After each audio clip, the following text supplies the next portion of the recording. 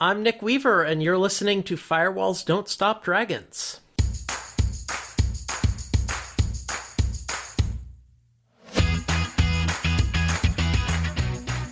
Hello, everybody. Welcome back to Firewalls Don't Stop Dragons. I'm your host, Skerry Parker. Today we have episode 360 for January 22nd, 2024. Happy Data Privacy Week, everybody. I put a link in the show notes if you're interested. I'm not going to, because it's an interview week this week, I'm not going to get to do my regular Data Privacy Week spiel, but never fear, I will do it next week for the tip of the week next week. But if you don't want to wait, you can go directly to my Data Privacy Checklist. This is a blog entry that I update every year around this time, and I've just updated it for 2024. And I've created a quick link to help you get there. So if you go to fdsd.me/DPC, as in Data Privacy Checklist, that will take you right there. Of course, the link is also in the show notes. I will remind you that I am still collecting responses from my annual listener survey. I've already gotten some. That's great. Thank you to everybody who has already replied, but I definitely need more. But I'll tell you more about that again after the interview. One thing I did want to talk about real quick before we get to the regular stuff. Last week we talked about the Apple iPhone Kaspersky situation and Operation Triangulation. And I kind of went at great length to talk about what I thought was going on there. And to be honest, this is from what I've gotten from other sources, particularly Steve Gibson from Security Now. And if you listen to that episode, I think you'll be convinced, like I was, that the main final CVE really isn't what you would call a 0-day. And the point of that being, this was some sort of an engineered privileged access mechanism. It was not a 0-day. It was not a bug. It was not an accident of the code that allowed this to happen. Somebody designed this access mechanism, and they did a pretty darn good job. What we don't know is whether or not it was intentionally left in there for this purpose. It could have been a debugging tool that Apple used internally that somehow got released into the regular code. As an engineer, I have seen this happen, but this is in hardware, not software, or at least mostly in hardware. So that's a trickier thing to do.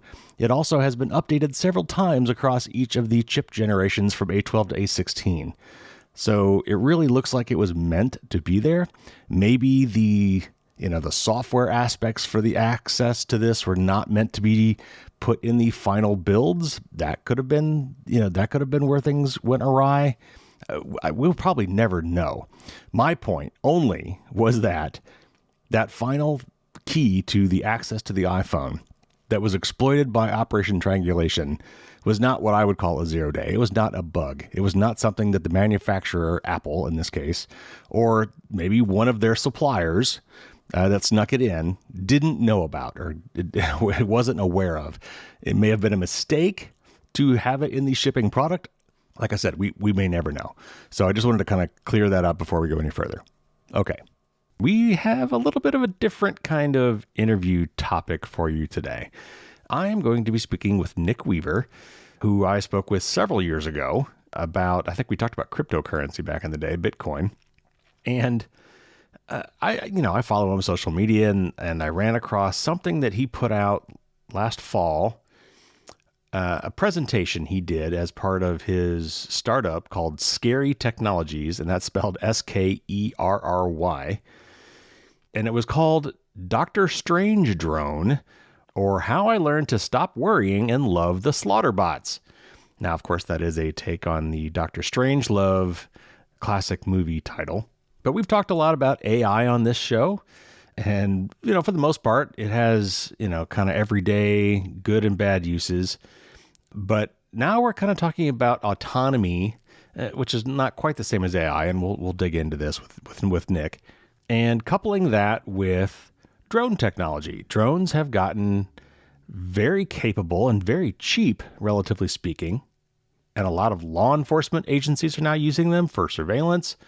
And other, maybe even more scary reasons. And so I saw this presentation, which a lot of it was about military uses. And we are going to spend a good bit of time on that today, which is, again, kind of outside my usual wheelhouse. But as we're going through all this, I don't want to be alarmist. I mean, unless you live in a war zone, you're not going to need to worry about them from that perspective so much. But, we do talk about things about, potentially trying to assassinate a political leader or, We will talk about surveillance potentially. And even as we're talking about, military stuff, it's not that hard to extrapolate from these more kinetic uses to things like surveillance and crowd control, perhaps, by law enforcement at protests, for example.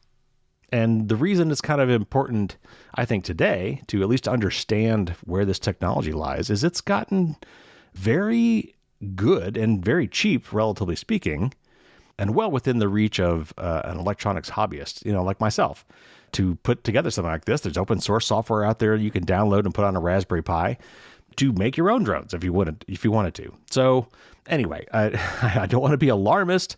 I don't want you thinking that this is going to happen to you or you need to be worried about Slaughterbots from the sky.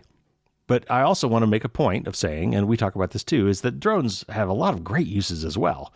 Spotting forest fires and perhaps patrolling the border if you can get past some of those surveillance issues there. Search and rescue. There's even drone swarms that are now being used in place of fireworks displays in a lot of cases. It's pretty amazing.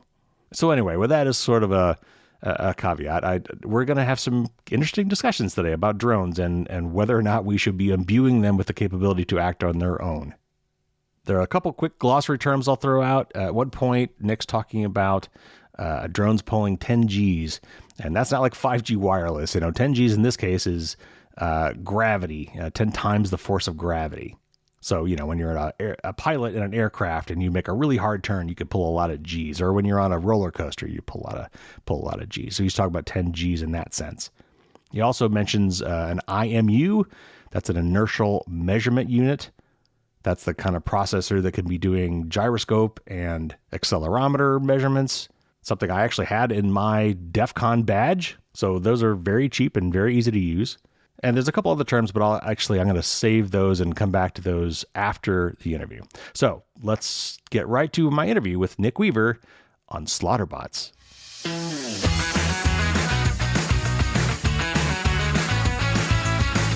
Nick Weaver is a senior staff researcher focusing on computer security at the International Computer Science Institute in Berkeley, California, and he's chief mad scientist and /CEO/janitor of Skerry Technologies, a developer of low-cost autonomous drones. Welcome back to the show, Nick.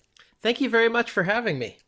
It's been too long. I look back, it's been like 5 years. So yeah, we're overdue. And I ran across, I don't forget how I did, but I ran across this talk you gave recently called Dr. Strange Drone, or How I Learned to Stop Worrying and Love the Slaughterbots, which, by the way, caused me to go back and rewatch Dr. Strangelove last night. I had not seen that in too long.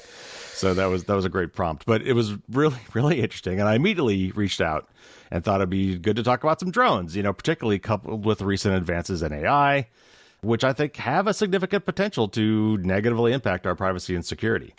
I want to stipulate at the outset that there are a lot of beneficial uses for drones. I think they're really cool technology. As a technologist, I love them. I own two myself, so, But today I want to focus on some of the risks. So before we get into all that, why don't you tell us a little bit more about yourself, how you became interested in drones, and I'm kind of curious how your background in computer science and cybersecurity informed your research on it.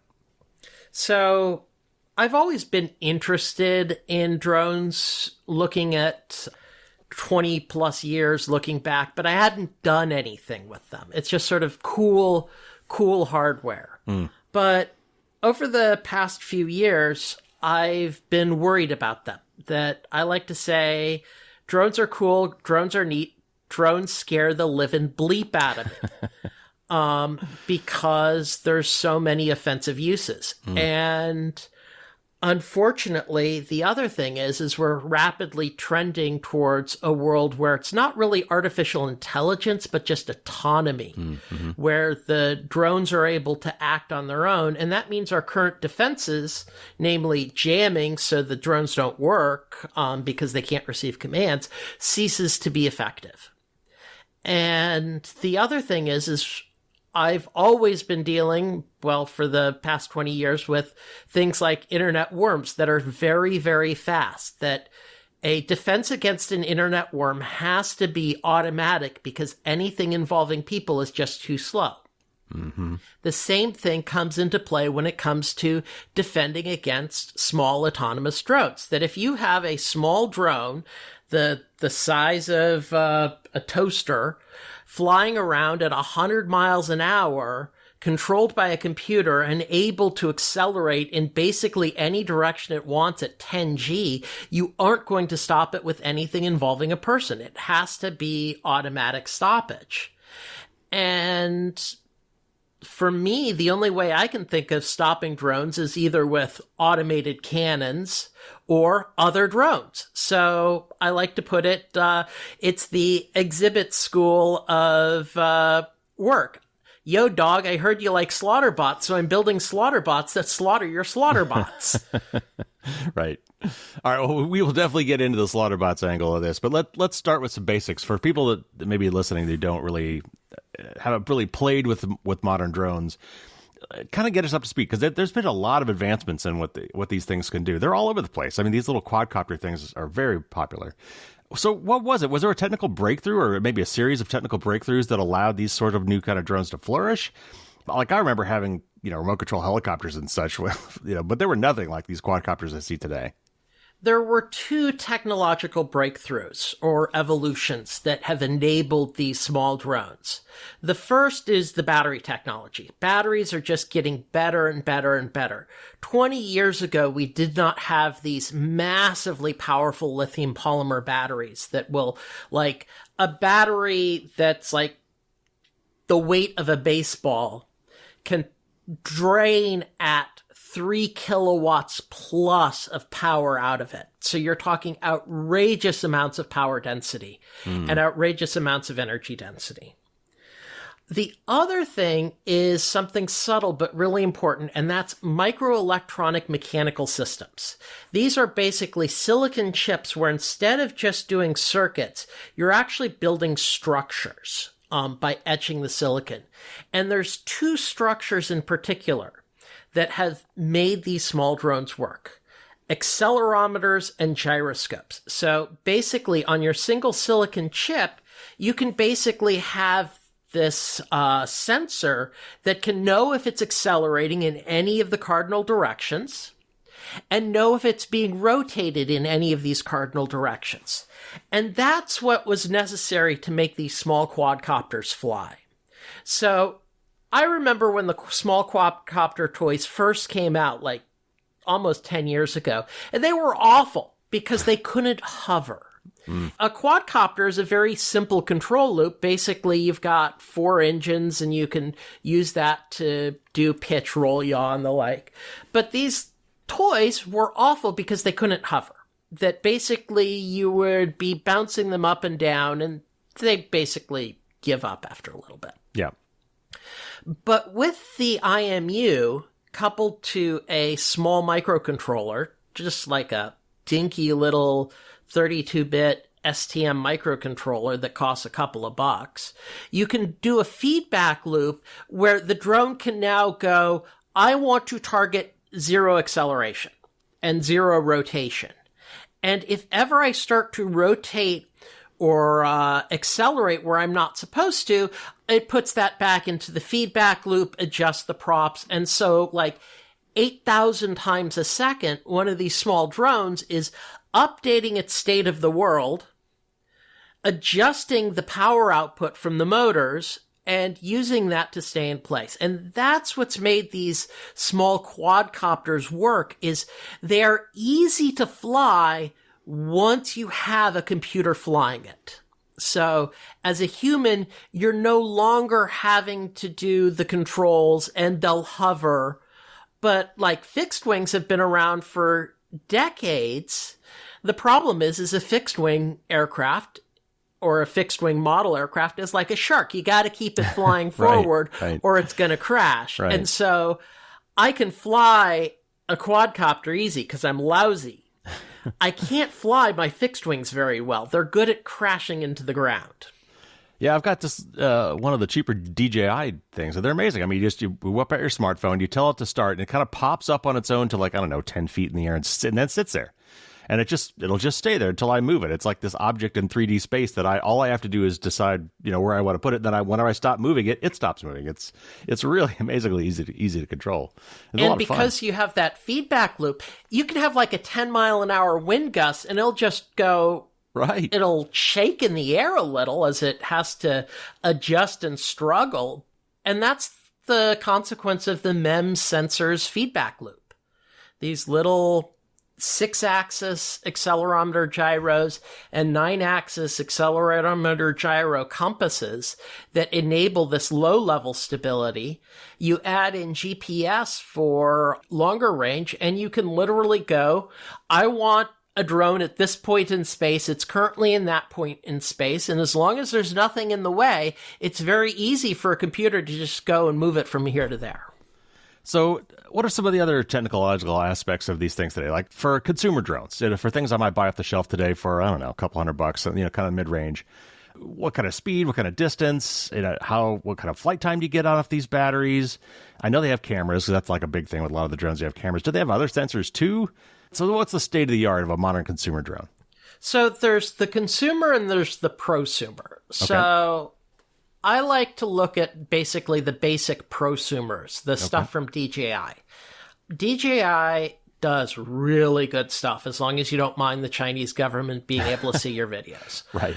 And so the DJIs that are a few $1,000, they'll have 30 minutes of endurance. The race drones are kind of a different ecological development. These are the small quadcopters where people put on goggles and race them around. Well, the first-person view, right? Yeah, they don't have the endurance. Those often only have like about 10 minutes of endurance. But that's because they're putting out so much power. Each one of those motors, and there's 4 of them, will be putting out 0.5 kilowatt of power. And these things will literally be able to accelerate upwards at 9G, which means they're able to do full acceleration of 10G. They'll top out at well over 100 miles an hour. And the other thing is they're agile because they have so much acceleration that basically, as long as the computer can point the props in the direction it wants to go, it will go flying at an incredible rate of speed. So from like a privacy standpoint or a surveillance standpoint, what kind of sensors are on a common drone? Obviously cameras. Most of them are pretty good. I think there are at least 4K cameras on a lot of them now, right? Yeah. Do they have mics? Do they have any infrared? Do they come with other sensors? Can they be outfitted with other sensors? They can easily be outfitted with other sensors. Off the shelf, they really don't. But there's like some nice $300 IR cameras you can buy.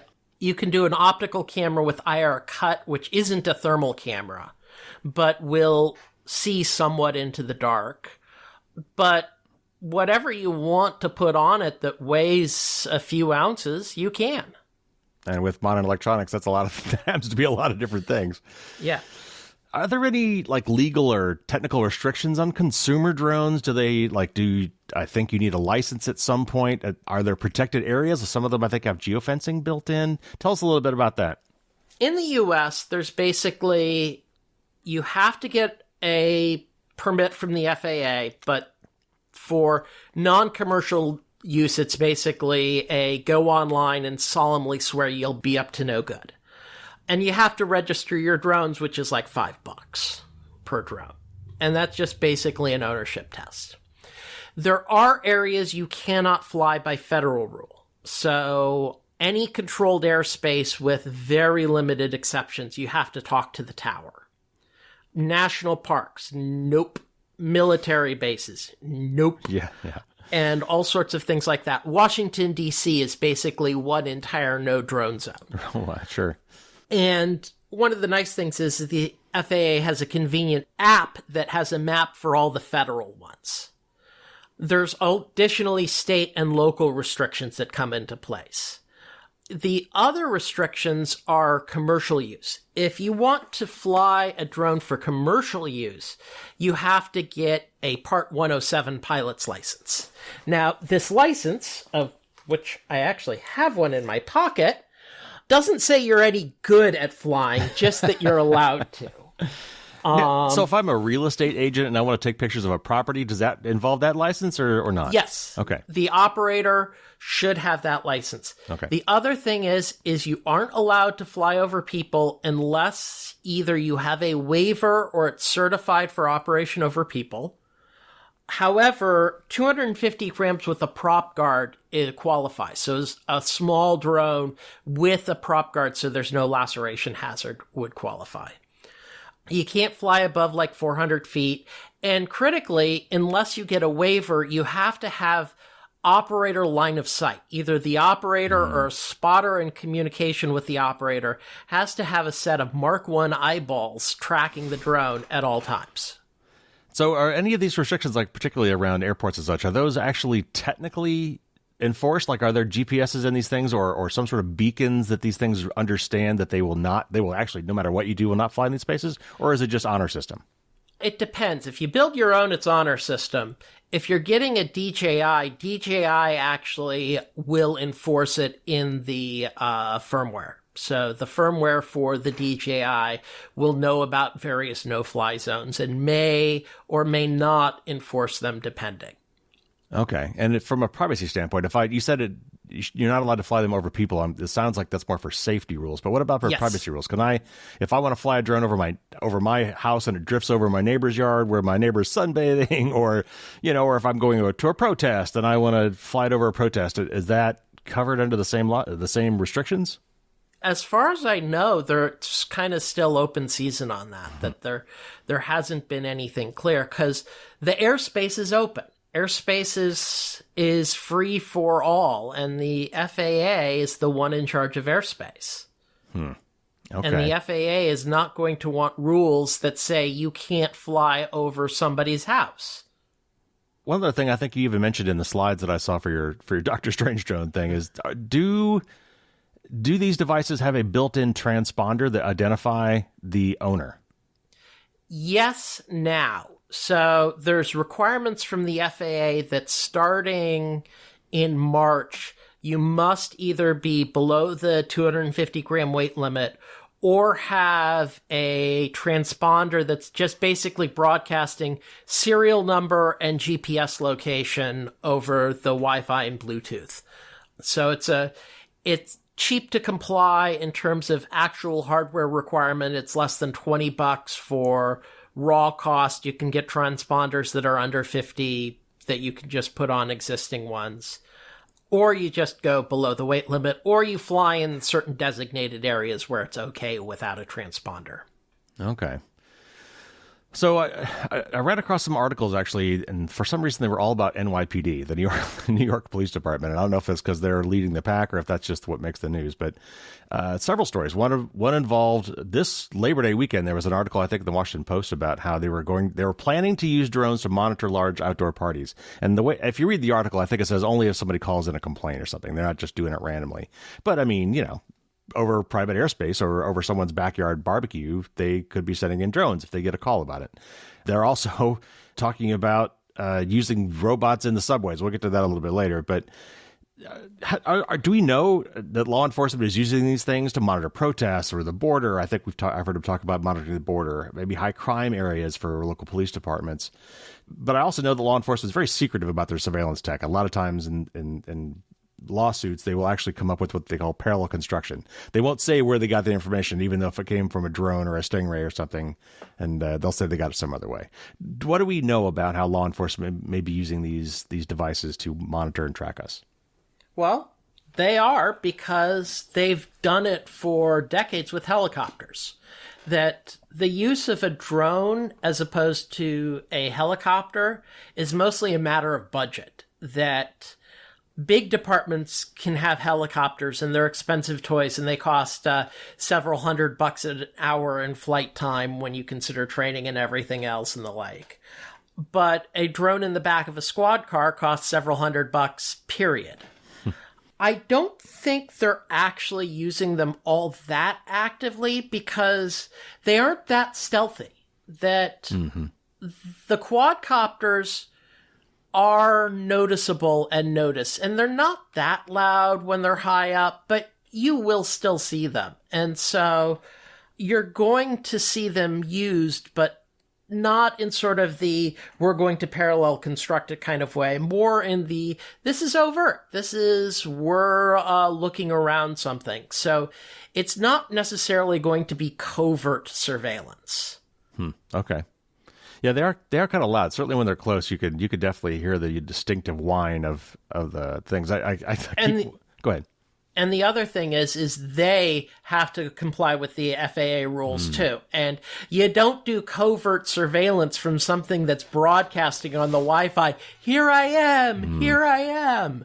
And that, I think, is actually the biggest limit in terms of abuse, is just they're starting in a few months have to be trivially detected by a cell phone. Okay. I've also read an article recently about how drones are being used to smuggle things into prisons. They've got all these walls around there with guards, but in the middle of the night, if you want to take something up to 200 feet and drop it in a baggie over the wall, it seems like a pretty easy thing to do. Do we know that drones are being used in criminal activities? Are they even used in cyber attacks somehow? Like if I put a Wi-Fi chip on it and wanted to fly it over the NSA, or I don't know, I probably couldn't do that. But you know what I'm saying, a corporate building for espionage or something like that. Are they used for things like that? For red teaming and fun, put kind of a cell phone Wi-Fi gateway on one and fly it on a building. But truth be told, that's just gilding the lily, because if the Wi-Fi is accessible outside the building, just stand a couple miles away with a Pringles can. Pringles can, yep. And you get the same thing. Smuggling into prisons is a big problem, and that's one there have been several cases. The other one for criminal use is the Mexican drug cartels have decided drones make good assassin tools and have literally modified off-the-shelf drones to act as both explosive payloads for attack and bombers dropping bombs on their rivals. Wow. That's scary. What about drug smuggling? I would have to think they'd be using it for that too. Do they use subs and things like that for? I don't know. The problem is with drug smuggling on the wholesale level is you've got to move mass. Sure. So moving a pound with a drone across the border is easy. That's not what the cartels want to move. They want to move 5 tons across the border. Sure. And for that, it's either going to be, let's see, that's 10,000 drones or 10,000 trips, or one narco sub. Sure. All right, let's start talking about AI a little bit here. Most of the drones today have a human operator, even if they've got some smarts built in to help them level off and hover and things like that. To do things, they generally have a human operator. But artificial intelligence being everywhere now. I mean, certainly, since last year with ChatGPT, we're talking about putting it in everything.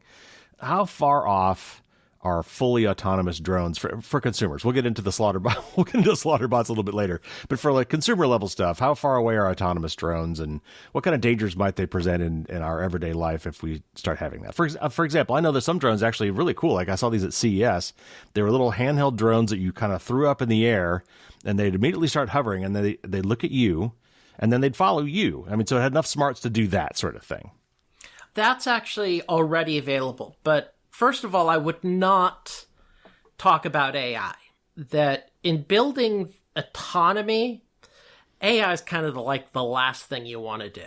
What you want to do is think about the problem. But in terms of building autonomy, there's a lot already available. So like Skydio has some high-end drones sort of in the $10,000 range that have basically autonomous mapping and navigation. So the drone itself will see its surroundings, create a 3D model of the surroundings, and then fly through that 3D model. And that's already available today. I expect that type of stuff to get cheaper going forward and just a lot more usable. So it basically removes a lot of expertise barriers. So why I want to build autonomy, among other things, I want to chase away birds.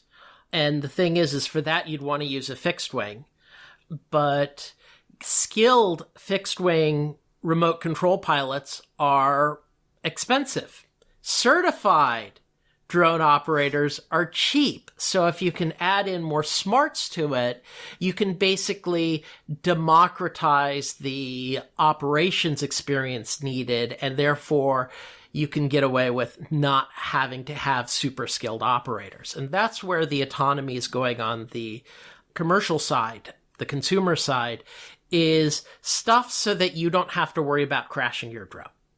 What about, as I guess I'm thinking about, you're talking about earlier about going from point A to point B. If with autonomy, you kind of built in certain levels of autonomy, I could tell to avoid obstacles along the way, right? It doesn't have to do a straight line. I've also seen some really amazing videos with researchers with swarms of drones that do all sorts of things, circling through hula hoops and all these kind of weird things, but also avoidance. Like, here's a set of drones in a certain formation, and I want you to go from here to there. No, there's obstacles along the way, and these drones move out of the way around the obstacles and then reform. While technically that's amazing to me as an engineer, it seems like there's also somehow there's got to be like ways I could abuse that as a criminal or as a terrorist or something to do something really nefarious. Well, this is getting into the Slaughterbots. Yeah. The problem is, it doesn't take much to kill you. Lethality is a matter of 250 grams. The weight of a baseball is enough to pack enough explosive to kill everybody in about a 10-meter radius. Wow. Because that's a hand grenade. Sure. And drones with autonomy are probably the best way for somebody with nefarious attitude to put that 250-gram thing right where the bad guy wants it to go. And that's why the autonomy is so scary, is because it enables that for anybody who can, A, get the drone, B, have the autonomy, and C, have the explosive. Do those technological things exist today, or do they still need a human in the loop? They're close. So right now there's a strong reluctance to go for full autonomy. But there are some drones of that style, notably the Kargu from Turkey, which is a bit bigger. It's carrying basically a claymore mine, which will kill people in like 100-meter radius. And they claim some level of artificial intelligence autonomy that can be used. In Ukraine, they are going much more into autonomy. So building fixed-wing drones that can recognize X classes of vehicles and automatically drop their payload on that and return for when communication is absent. And so they're rapidly evolving towards a model I like to call human on the loop with failed deadly autonomy. So the idea is drones are fast. Drones need to react fast. So the human is not in the decision cycle, but is on top of the decision cycle going, go here, go there. This is not a valid target. That is. But in the absence, the drone just continues. And then in the event of loss of communication, the drone just goes into kill all humans mode because it goes, I'm on the hostile territory side. I can't communicate. I'm going to go. Ugh. And this is, to my mind, not a preferable world, but it's an inevitable world. So Ukraine is going for this because the drones that are human mediated, the drones that are human on the loop, are very vulnerable to jamming. Just basically things that are shouting in the electromagnetic spectrum really loud. It's hard to have a conversation next to a rock concert. And so these small drones, medium-sized drones, are switching towards this focus towards autonomy just out of necessity. That when you have this attack, counter, if you can jump to a spot where the counters don't work, you're going to jump to that spot sooner or later. There was a world leader assassination attempt via drone in, it was Maduro, wasn't it? What was that story? So this was a few years ago. This was 2018, 2019, I believe. It was in the before times. That's the before times, the after times. Right. When did you start drinking? March 2020. So in the before times, Nicolas Maduro, the El Presidente, aka dictator of Venezuela, was giving a speech. Somebody purchased 2 DJI Matrix 600s. These are slightly bigger professional level drones. They're able to lift a few kilogram payload. They're commonly used for cameras, for professional filming and the like. Brought them into Venezuela, put explosives on them, and sent them to assassinate a nation-state leader. They failed. One of them crashed into a building, rolled along the side, and blew up at the bottom. The other blew up in midair. And we don't know if that was a failure or jamming or what, but the suspicion is that there was enough jamming out there that didn't work. That don't expect your Wi-Fi and cell phone to work when the president's in town. Because these things are all communicating on the same 2.4 and 5 gigahertz bands, and so therefore they're easy to jam. And that was probably what happened. And this is why, though, that the next generation will be autonomous, because that's how you counter that failure mode. Well, and I don't know if anybody listening has seen these, but there's almost like the new fireworks displays. They've got thousands of swarm drones up in the sky painting three-dimensional pictures with light, which are really amazing. But maybe I read too many thriller novels, but my immediately thought is, what if I sent that drone after the president, or, in some autonomous sort of way? Having 2 drones is an interesting idea, but 1,000 drones that are cheaper that I only care if maybe 10% actually make it to target. And they're coming from 360-degree spherical everywhere. Gosh, if I was a Secret Service, I would think I would be really worried about things like that. Do we have defenses? I mean, like you talked about jamming. What about things like EMP, electromagnetic pulse? Are we developing? I assume we must be some sort of countermeasures for this. There's a lot of work on countermeasures, but there's basically things that won't work but sound cool, things that might work, and things that will work. The things that won't work are jamming, as I mentioned. EMP won't work either, because electromagnetic pulses, really, you want a nuke to generate that, and that's not going to be your drone defense. But also, it's very easy to shield. If I'm worried about electromagnetic interference on my drone, I basically put everything but the antennas in a metal box. Tinfoil Faraday box, cage, really. Yeah, a Faraday cage is all you need, especially because you don't actually have to stop it completely. You just have to mitigate it enough. Direct energy lasers might be interesting, but you're going to have to get a laser that can fire a lot of energy quickly, repeatedly, which is going to be really hard. The 2 things that I think will work are drones as well. Basically, send a drone to fight a drone. And what are known as distance-fused munitions. So a distance-fused munition is a modern version of a World War II anti-aircraft shell. So in World War II, the anti-aircraft guns weren't trying to hit the aircraft. What they were trying to do is put the shells around the aircraft, because the shells explode at a given altitude. So you set the altitude and it goes. And so that's why, like on the World War II footage, you see the poofs in the sky around the plane. Those are anti-aircraft shells going off. You can do these miniaturized and under computer control these days. And so you have, for example, the best defense that Ukraine has against the Shahed cruise missiles are the Flakpanzer Gepard, which is a German modified Panzer tank with 2 anti-aircraft guns on it that's computer controlled. And it's about the only one where you can shoot down a $20,000 Shahed and not go, oh, damn, I cost too much money shooting down that drone.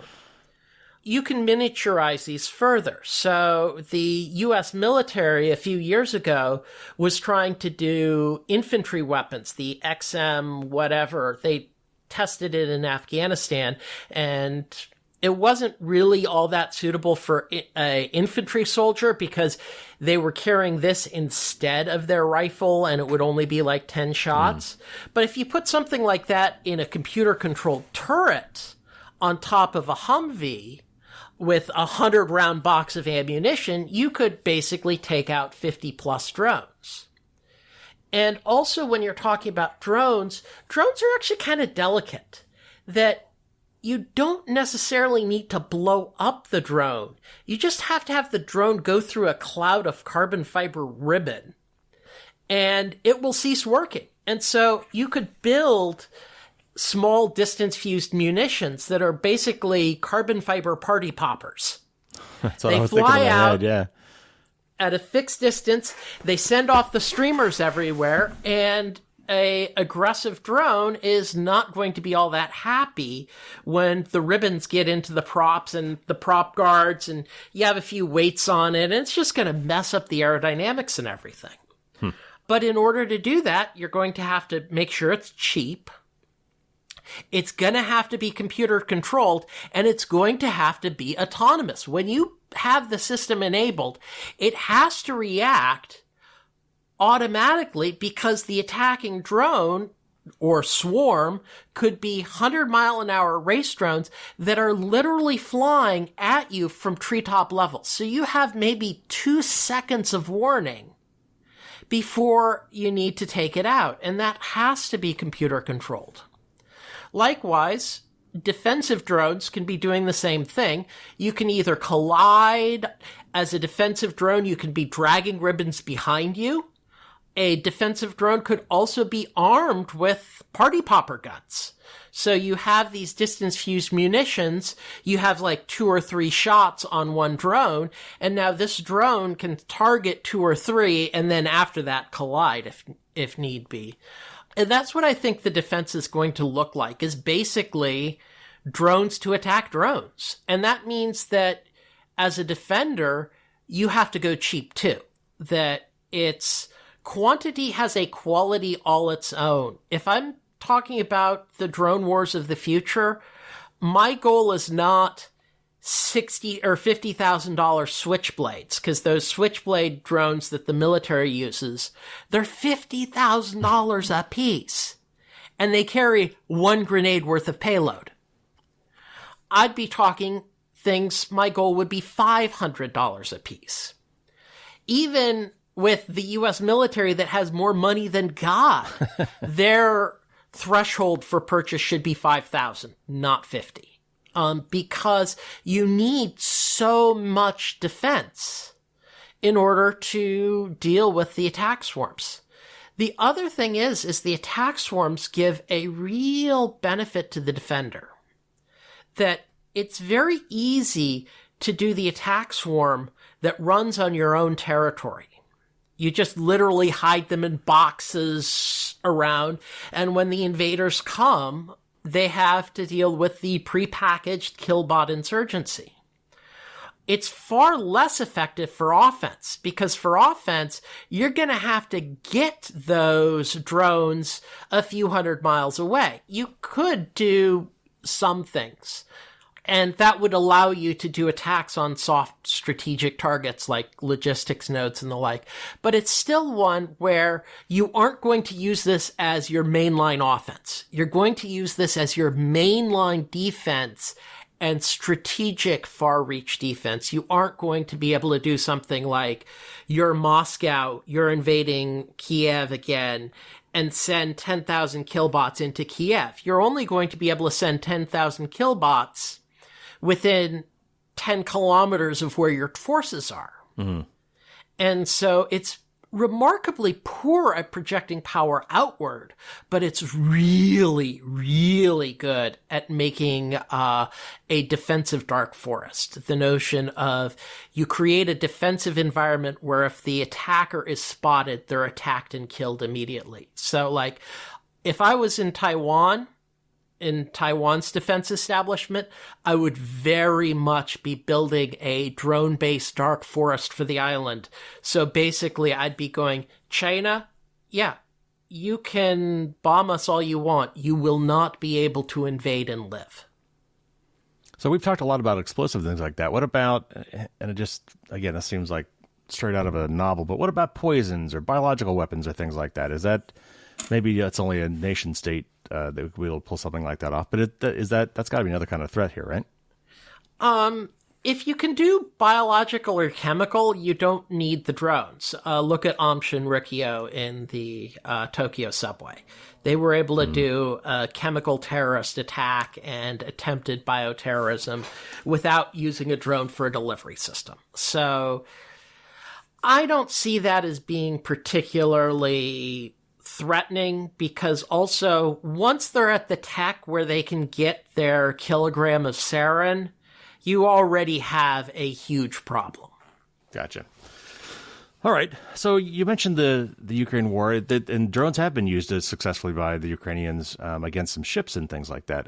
Have we seen some of the evidence of some of the things you're talking about in even in the war now between Israel and Hamas? Especially, I would think, from the side with the least amount of money and technical skills, these seems to be good for asymmetric kind of warfare. Are we seeing the things you're talking about actually in use today? Are we learning from what's been happening in these conflicts?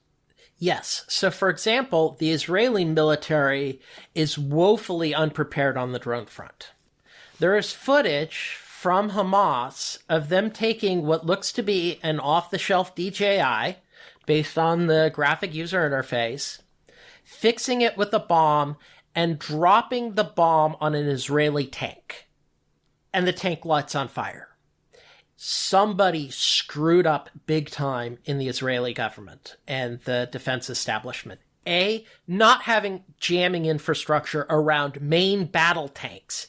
Your top tier $4 million battle tank got taken out by a $4,000 DJI drone. Nobody in the Israeli government had contacted DJI going, hey, at least put up no-fly zones around Gaza. And so that was seen. In Ukraine, it's been really active. So at the start, there's been a lot of use of DJIs and other drones for spotters. Very quickly, they were adapted to drop bombs. So there's footage from very early on in the invasion where you would see a drone from 100 meters up able to drop munitions into an open tank hatch. Wow. As well as some really good propaganda videos produced that way, too. And this has been from both sides. Both Ukraine and Russia have been doing this.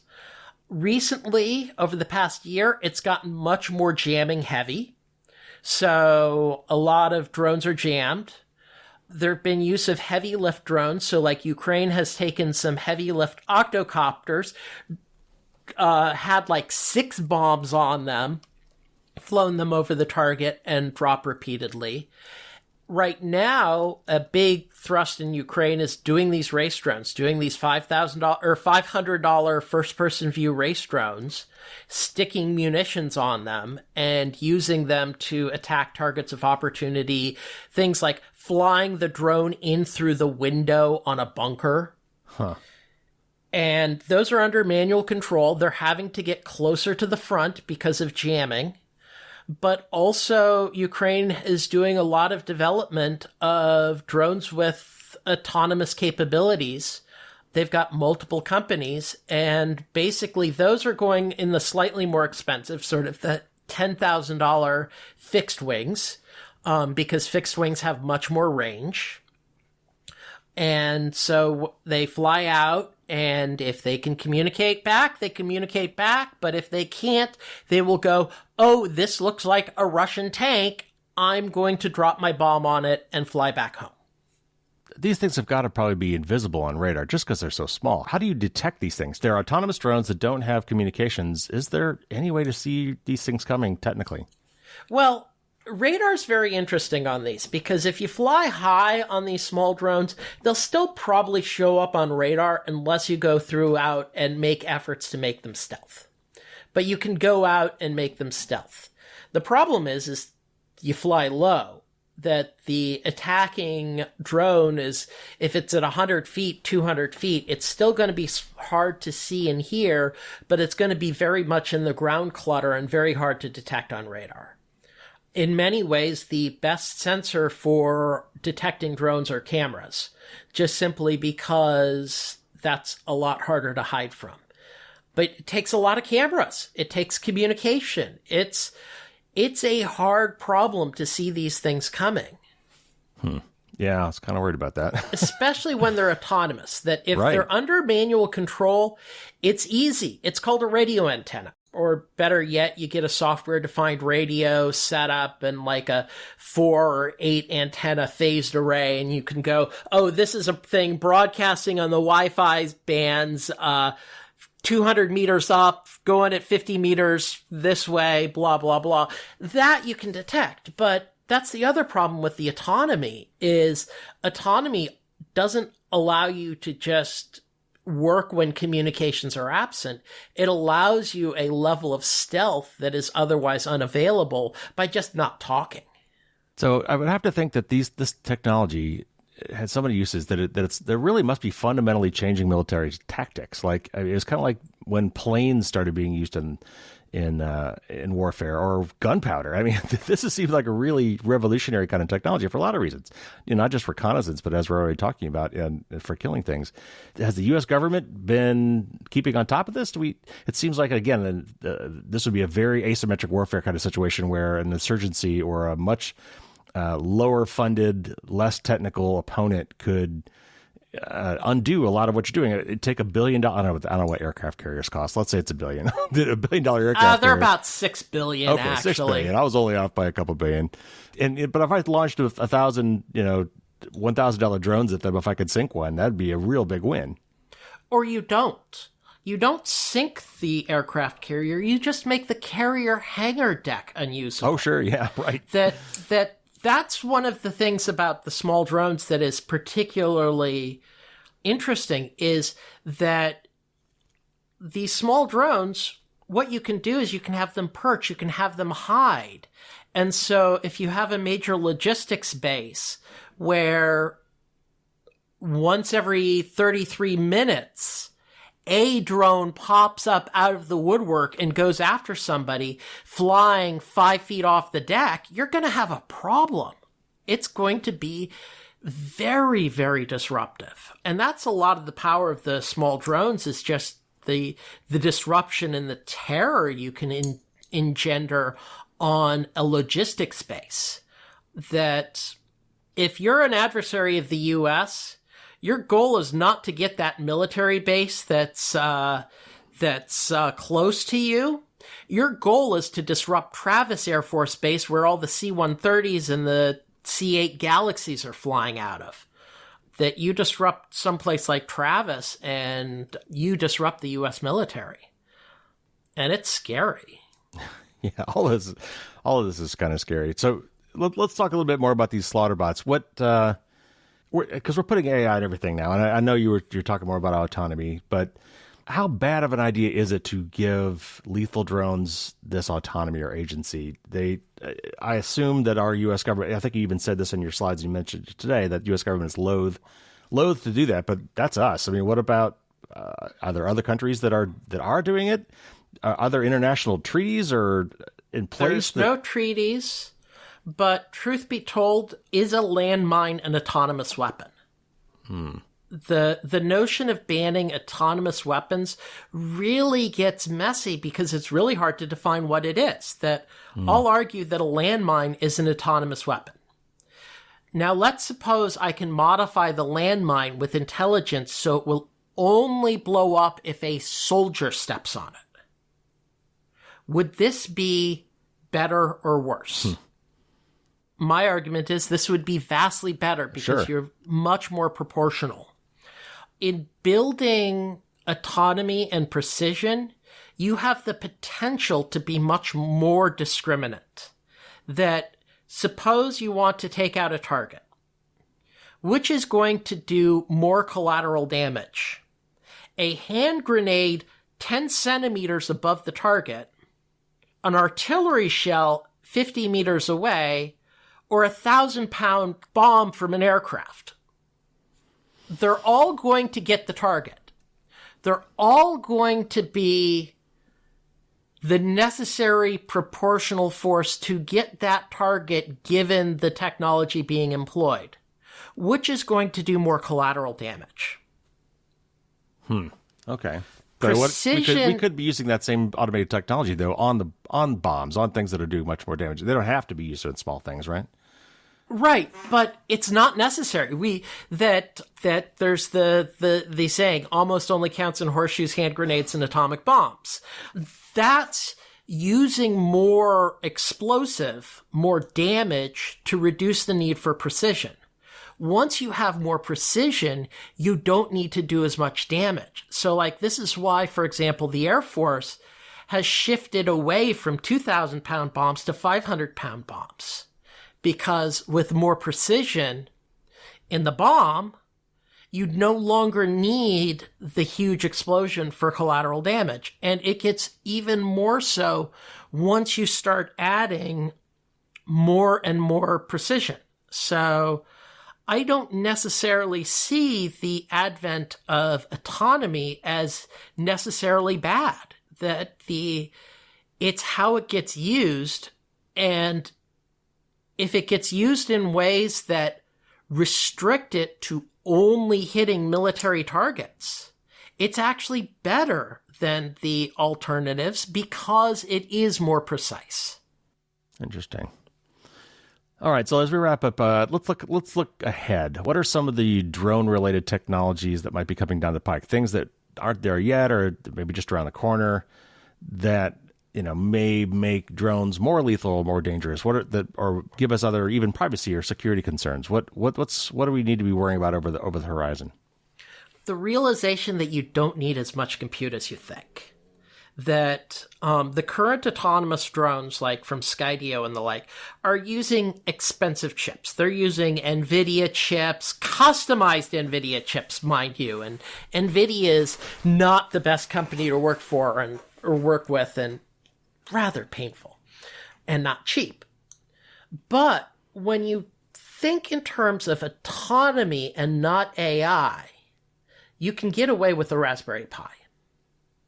That a Raspberry Pi has a quad-core processor running at 1.5 gigahertz and has sufficient processing to do things like stereo image reconstruction at 8 frames a second. Then you can do identification of potential things, throw the machine learning at that and the like.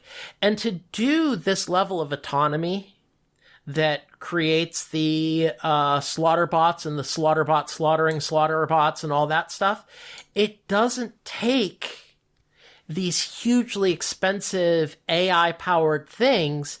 It takes understanding the inexpensive stuff and using it well.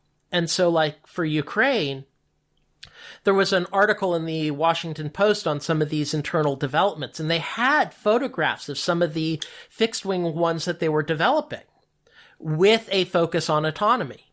One, you could see the autopilot was an off-the-shelf Pixhawk-based cube autopilot, about the size of a couple of decks of cards, and a Raspberry Pi 3, not even a 4, for doing the vision processing and the high-level communication and everything else. I wonder how they're getting those Raspberry Pis. Those things are hard to come by. Not anymore. So the Raspberry Pi has finally gotten their supply chain in order. Good. And the thing is their supply chain has actually been pretty good over the past year for their real customers. That the real customers of Raspberry Pi are not you and me who want to play with toys. They're people like me who are building systems that need an embedded computer. And so there are tons of Raspberry Pis that were being shipped over the past year just into the existing industrial supply chain for the existing Raspberry Pi customers. Yeah, and I know you work with some of this at Skerry. So last question before we go, if I want to get into this as a hobby, obviously I could buy a lot of these things off the shelf, but it sounds to me like what you're saying is a lot of the technologies that you need are available for home hobbyists. You could perhaps build one on your own. Are there off the shelf, open source software and things I could be using? If I was interested in this, how would I go about that? There's a lot. So there's 3 open source software packages for the autopilots of note. Betaflight, which is optimized for quadcopters and race drones and runs like a bat out of hell. ArduPilot, which is designed to run anything.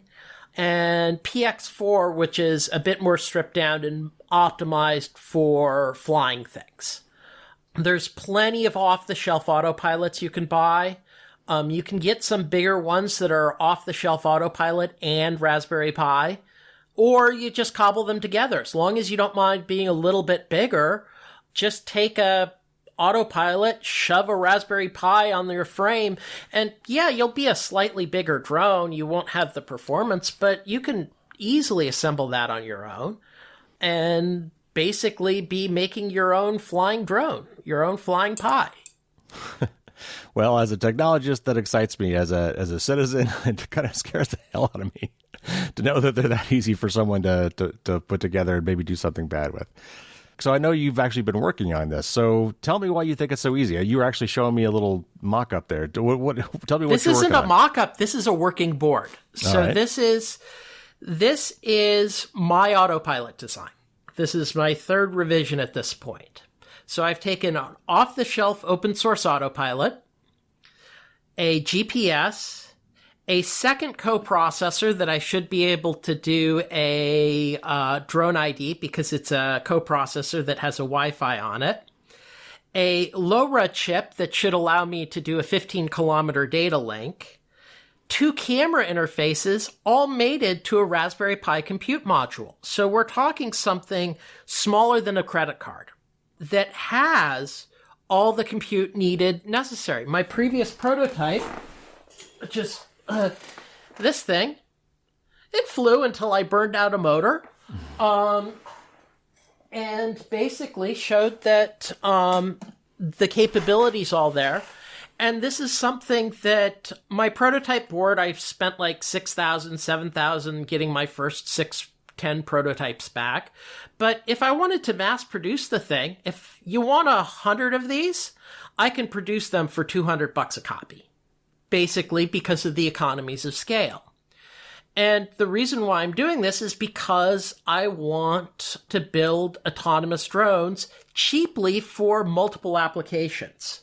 So one is I want to build drones to hunt other drones because I hate drones and I want to build drones to help hunt drones. But there's also really good civilian use when you can go into low-cost fixed wings. So the airframe, I'm holding up a fixed-wing airframe. This little thing is a $100 airframe, $120 airframe with motor and servos. And for those who can't see it, it looks like a little Delta wing. Yeah, it's a little Delta wing made out of polypropylene foam. Even has a mount for a camera in the front. If I can build this autonomous, I now have a fixed wing that I no longer need good operator skill, because flying this thing takes more skill than I got. If I add a prop guard on the back, I can easily meet the FAA standards for operating over people, because this thing, if it hits you, you're going to be pissed. But it's literally made of bumper foam. So It will annoy you, it won't injure you. So you can meet the standards that are crash-based for operation over people. And then using that, then there's all sorts of applications. Like one would be fire watch. So I'm in California. We have wildfires. It would be really nice to, at the fire camera, have a bank of small drones that they could dispatch one, have it fly out over the horizon, look around, fly back, works without communication because it's autonomous, and can get the FAA waiver for autonomous operation because it's person safe. And you also stick in a plane transponder receiver, and if it knows there's a plane in the area, it avoids the plane, and if it has to crash, who cares? It's a $200 computer and a $100 airframe. It'll probably survive the crash too. You can just go pick it up. Yeah. You just, assuming it crashed in some area where you can actually go pick it up, you just pick it up, put it in a new airframe, and call it good. Or another one is bird abatement. I live in Napa. vineyards. There are 2 companies in the area, not one, 2, that will rent you a falcon. That will rent you a falcon and falconer. Okay, a lot of peregrine, gyrfalcons, red tails, whatever, and they will fly the falcon over your vineyard to chase away the birds. Now, this is a great business except for 2 problems. Falcons don't scale quick, and falconers are skilled. But if you have an autonomous fixed-wing drone, all you need is an employee that has a FAA certification to launch the drone, watch it, rebattery it, etc., so that you could do this business of bird abatement, but be able to scale it by not needing the human skill nearly as much and not needing the long latency production time that is a peregrine. Well, that's fantastic. So, what are these when can I see something coming out of Skerry Technologies? What's your time horizon? I don't know. The problem with being a one-man mad scientist is you really want some minions. I may actually be in a position to sell my board to other researchers, so the academic crowd might find my boards useful, and if so, I can start selling it to them for like $1,000 a piece, so I get huge profit, so I can just make more boards. And so it really depends. I've got a couple of things I'm looking for to get funding. So like I've got a SBIR to the Air Force going, hey, you know that big $1 billion program the Assistant Secretary of Defense just announced? Give me $75,000 and I'll write you the report on how you can do it for a lot less money than that. All right. Well, I'm glad we kind of ended on maybe some positive impacts for drones. So thanks again, Nick, for coming on the show. That was a lot of fun. Thank you very much for having me.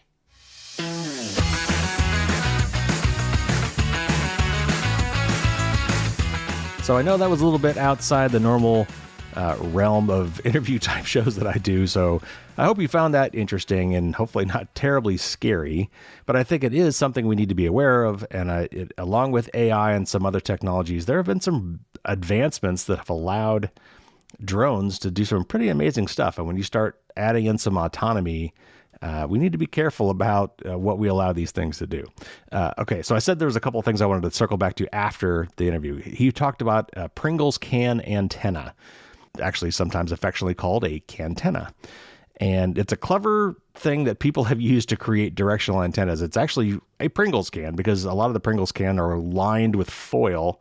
And in certain situations, for certain frequencies, not all, you can actually use a Pringles can to do long distance directional antennas, sending and receiving. Some people have used them to try to get on somebody's Wi-Fi from a distance. Actually, doesn't work terribly well, I guess, for that. I heard that they're not very well tuned for 2.4 gigahertz. But anyway, that's what he was talking about. Bruce Schneier linked to an interesting article on the future of drone warfare. If you're interested, I'll put a link to that in the show notes, along with several other things that either Nick referred to or I think are relevant, including a lot of those open source software packages for building your own drones. All that's in the show notes if you're interested. I talked about this back when it happened, but there was also a very interesting story. We didn't get to talk about it today, but there was a story of an AI drone purportedly killing its operator to prevent them from interfering with its killing. Spoiler alert, it wasn't really true. So anyway, but if you want to see the article, there's an interesting one in the show notes about that. And one thing he also mentioned was SBIR. That is Small Business Innovation Research. There's a whole website of the U.S. government for this called sbir.gov.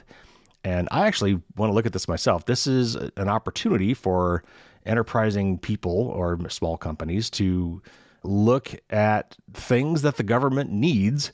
And they're kind of putting it out there and saying, hey, if you want to work on this, we'll give you a little money and see if you can do it. I'm sure you got to apply and you've got to convince them that you're capable.